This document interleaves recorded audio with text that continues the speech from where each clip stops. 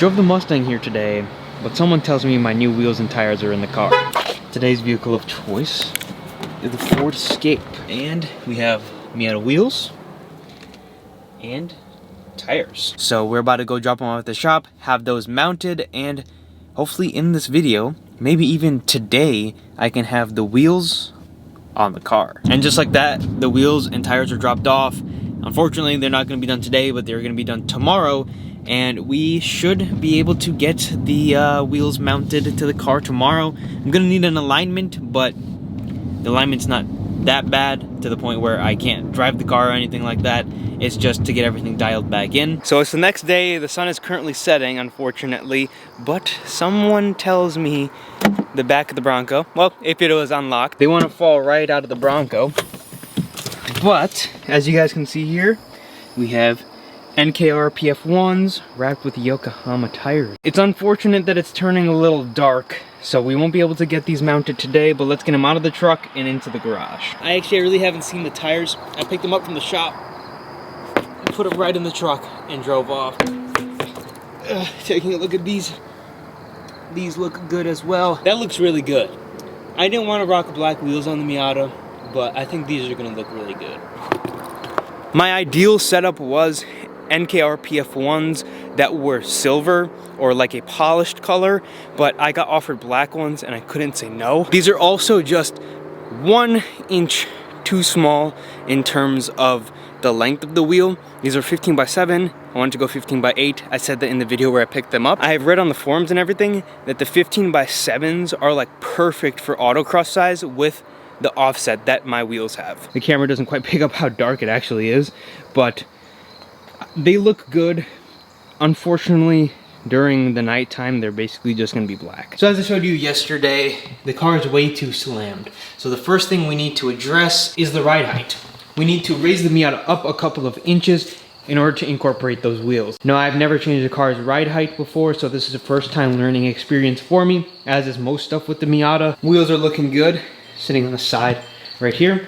So let's jack up the front of the car. All right, so about 5 minutes of reading later, I have the 2 coilover wrenches right here. And I think I basically figured out how I'm going to be adjusting these. This one goes on the bottom collar, this one goes on the top collar. You loosen the bottom one, and then you adjust it with the top one after your coilover is free. So all we need to do is get this wheel off the car, and we can take a look at the coilover. This wheel is already broken, so we can just simply take these off.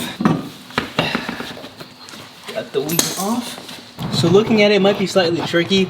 I have to get this bottom collar loose, and then I can take my bigger wrench and put it into here, and I can turn this, which should essentially turn the bottom of the coilover and raise the car up. It's kind of the best camera angle that I can offer you guys. Come here to the bottom and have to figure out a way to get this bottom one loose with the upper control arm in the way. This one here.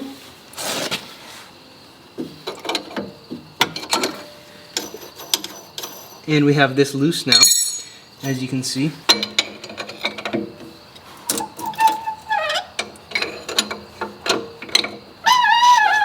So I kind of think I messed the ride height up just a little bit. I think it's even though, but the wheels are mounted. As you can see, there's like -2 degrees worth of camber in the front, which isn't ideal. They're not fully bolted in. I do have new lug nuts.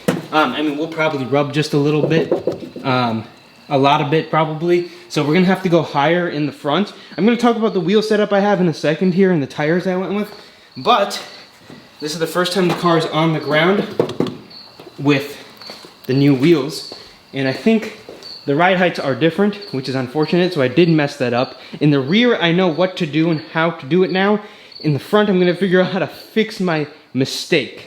Anyways, I'm going to raise the car back up, see if I can make it a little bit more even. And I'm actually gonna go a little higher on both sides. And then we'll get the back jacked up, get the rears raised up a little bit, and put the new wheels on, and then we'll go for a little drive, even though my alignment is jacked. The last thing I have to do is my alignment, but I needed to know how high or low I could keep the car with the new wheels. So that's why I'm test fitting the new wheels. Then we're gonna do an alignment on the car and everything will be ready to go. I have both sides adjusted. And can we just take a second and appreciate the girth of the new 205s in the front? That looks so much more beefy. Taking a look at the actual wheel, yeah, that fitment is probably gonna end up rubbing on lock, and we're probably gonna have to go up. But can we just appreciate how good it looks slammed down like that? Going almost full lock, it's not gonna rub, but under compression of the suspension, it's probably going to rub right here. Boom, this took me way too long to get done, but here's the final result.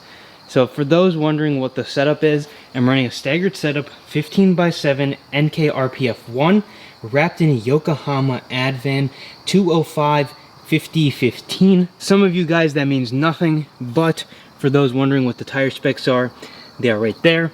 And honestly, it's a lot more flush than I thought it would be. I thought the tires would kind of be poking in quite a bit, but I honestly like how they sit. Now 15x8 would have been even better, and I think in the future when I decide or find a set of 15x8 Rpf1s exactly like these in silver, I'll pull the trigger. 15s allow for a couple of different things. Number one, I think 15s look better on the car, but also it allows for an upgrade in the brake, which is something we're definitely going to be doing. Rather than just providing just looks, this is going to have some significant improvement in performance, and I can't wait to test it out, so let's do exactly that. We're currently in the middle of a super flush for the coolant. That video is going to be out extremely soon, so gotta make sure the car doesn't overheat, but taking it on a nice ride. Let's see how it rides. I have a feeling it's not gonna be 100% ideal with the alignment being all whacked up, but it should be better than it was before. So far, the car seems to be riding a lot more smooth, and it feels like I'm in a little bit more control of the car. Before, with those skinny wheels and the alignment being so far off, the car felt a little sketchy to be in. And I know you guys cannot see me whatsoever, but it feels a lot better.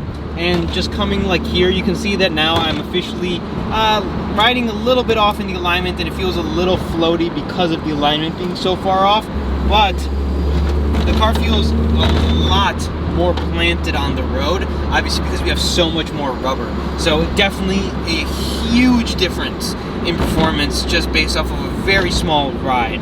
Okay, so I've done a little bit of driving, and honestly, it feels really, really good. Just going around some turns. I'm actually heading back home because I just remembered I didn't torque my wheels to 100% spec. I tightened them really well, but I didn't double check the torque specs. So I'm not gonna do anything dumb, and I haven't gone too far. I've only gone maybe like a mile away from my house, maybe 2 miles actually. And I'm gonna head back home and double check the torque spec so nothing bad happens. I'm lucky that I remembered that.